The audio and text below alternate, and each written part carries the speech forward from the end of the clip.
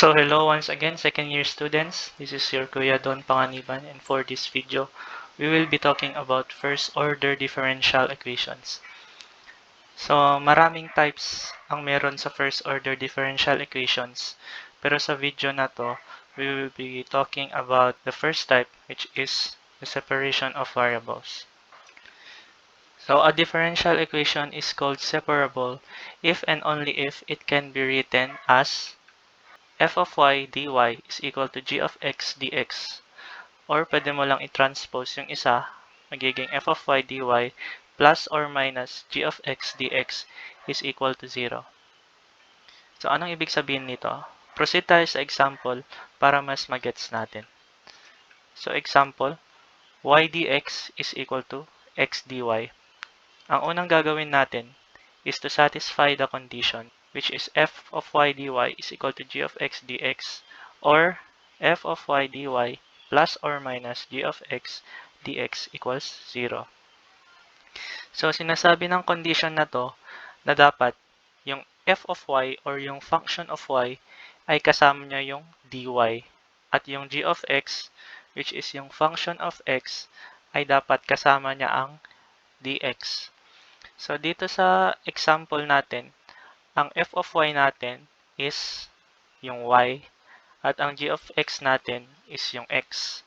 Pero kung mapapansin nyo, yung y hindi niya kasama yung dy at yung x hindi niya kasama yung dx. So what we have to do is we have to find a way para yung x masama sa dx at yung y masama sa dy. So, ano ang pwede nating i-multiply dito sa equation para yung x mapunta sa dx at yung y mapunta sa dy? Diba, pwede nating i-multiply ang 1 over xy para maging dx over x is equal to dy over y. So, nasatisfy na natin yung condition. Kasama na ng function of x yung dx at kasama na ng function of y yung dy. So, ang next na gagawin natin dito is i-integrate natin yung equation.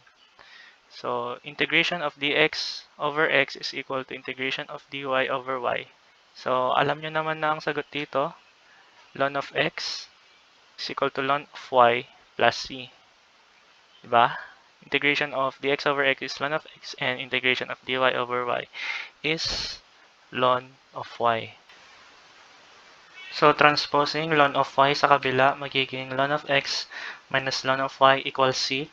And from the rules of logarithm, pwede mong i-simplify itong ln of x minus ln of y. Magiging ln of x over y siya is equal to c. Pero, di ba ang c, pwede nating sabihin ln of c din siya kasi constant lang rin naman ang kalalabasan kapag nilon mo siya. So, pwede nating sabihin ln of x over y is equal to ln of c. Tapos, ika-cancel lang natin yung ln, magiging x equals y over c. So, yan na yung sagot natin. So, ganun mag-solve through separation of variables. Let's move to the next example. Y times the quantity of 1 plus x squared dx plus x times the quantity of 1 plus y squared dy is equal to 0. So first, kailangan nating i-satisfy yung condition. Dapat kasama ng y ang dy. Dapat kasama ng function ang y ang dy at kasama ng function of x ang dx. So ano yung function of y natin dito? Yung y sa first term at yung 1 plus y squared sa second term. Yung function of x naman is yung 1 plus x squared sa first term at yung x sa second term. So, anong pwede nating i-multiply dito sa equation para masatisfy natin yung condition na yun? So, kung i-evaluate mo siya, pwede yung 1 over xy, di ba? Para makancel yung y sa first term at makancel din yung x sa second term. So, simplifying, magiging 1 plus x squared dx all over x plus 1 plus y squared dy all over y. And then, yan, nasatisfy na natin yung condition. And then, next is, we integrate this equation. Magiging, ayan. So, alam nyo naman na siguro kung paano mag-integrate ng ganito. So, as you can see, hindi mo agad siyang pwedeng integrate, diba? So, kailangan mo siyang i-factor out. So, itong equation na to, pwedeng maging ganyan. 1 over x dx plus x dx plus 1 over y dy plus y dy. So, nakuha natin to through factoring. Then, yun, pwede na siyang i-integrate. So, we copy that equation muna. And then, the integration of 1 over x dx is ln of x, diba? Tapos, yung x dx is x squared over 2. Yung 1 over y dy is ln of y. At yung y dy is y squared over 2. So, we have ln of x plus x squared over 2 plus ln of y plus y squared over 2 is equal to c. And then, pwede nating simplify yung equation by multiplying 2 para makancel yung denominator. So, times 2, we have 2 ln of x plus x squared plus 2 ln of y plus y squared is equal to c. Tapos, by the rules of logarithm again, pwede nating isimplify yung 2 ln of x plus 2 ln of y. Magiging 2 ln of xy plus x squared plus y squared is equal to c. So, yan na yung sagot natin. Pwede rin lang naman na ln of quantity xy squared. Kasi, di ba, pwede mo lang ilipat yung 2 as the exponent nung sa loob ng ln. So, next example. So, xy squared dx plus the quantity of x squared plus 1 dy is equal to 0. So, first step, we have to satisfy the condition. Ang function of y natin is y squared at ang function of x natin is yung x at yung quantity x squared plus 1. So, ano ang i-multiply natin sa whole equation para magkasama yung function of y sa dy at function of x sa dx. So, i-multiply natin is 1 over y squared times the quantity of x squared plus 1 para makancel yung y squared sa first term at para makancel yung x squared plus 1 sa second term. Nang sa gayon, masatisfy yung condition natin. So, simplifying, magiging x over x squared plus 1 dx plus dy over y squared is equal to 0. So, nasatisfy na yung condition. Next step is we integrate the equation. So, yan. Dito sa first term, gagamitan natin siya ng substitution method.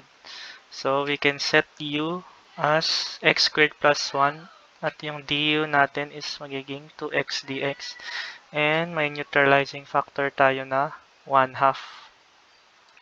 So, magiging 1/2 integration of du over u plus dyy squared is equal to 0. So, pwede natin integrate. Magiging 1/2 ln of u. Yung integration ng dy over y squared is equal to 1 over y equals c.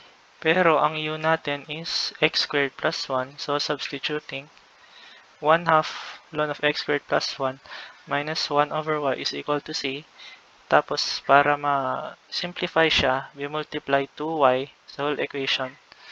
Then, magiging y ln of quantity x squared plus 1 minus 2 is equal to cy. So, yan na yung sagot natin. Pero minsan, may mga pagkakataon na i-require kayo ng teacher nyo na i-further simplify yung equation.